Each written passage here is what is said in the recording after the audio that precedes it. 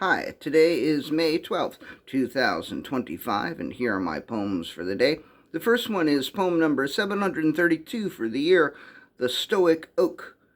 The Stoic Oak stood stoically, as it does, quoting Book 5 of the Meditations by Aurelius. I am made up of substance and what animates it, and neither one can ever stop existing. A child began to climb the oak, and again the oak quoted, to shrug it all off and wipe it clean, every annoyance and every distraction, and reach utter stillness. Child's play. After the child left, the oak contemplated chainsaws and tree rot, and considered the inevitability of its eventual demise. Remember, matter, how tiny your share of it. Time, how brief and fleeting your allotment of it. Fate, how small a role you play in it. And the Stoic Oak stood bravely and thanked the universe for Aurelius and its other teachers.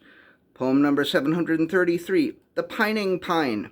The pining pine would whine and pour itself a glass of wine and wish it wasn't a goddamn pine that whined and whined and whined and whined. Poem number 734, The Ashen Ash. The ash was crestfallen and grave and ashen. It couldn't believe the terrible tragedy that had befallen a nearby tree.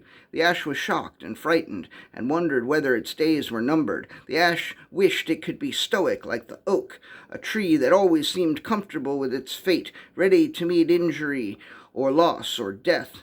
But the ash was no stoic. The ash was no positivist. The ash was no epistemologist. The ash adhered to no philosophical system, so when tragedy struck, all the ash had to offer in response was an ashen countenance and panic and fear. Poem number 735, The Slippery Elm. The elm tree is not to be trusted. It's slippery and slimy, and it can lie straight to your face, even better than Uncle Willie, the psychopath. If I didn't know better, I'd bet that Uncle Willie planted that slippery elm just to fuck with us all. But perhaps I'm just being paranoid. Or perhaps that slippery elm just wants me to think I'm paranoid. And last poem of the day, poem number 736, The Cheery Cherry Tree. It was almost annoying how cheery the cherry tree was. No, I take that back. It was annoying. The tree was always singing songs like Keep Your Sunny Side Up, Don't Worry, Be Happy, High Hopes, shit like that all day long, all night long, or when it wasn't doing that, it would spout insipid platitudes and affirmations. I take ownership of my happiness. I am loved and worthy.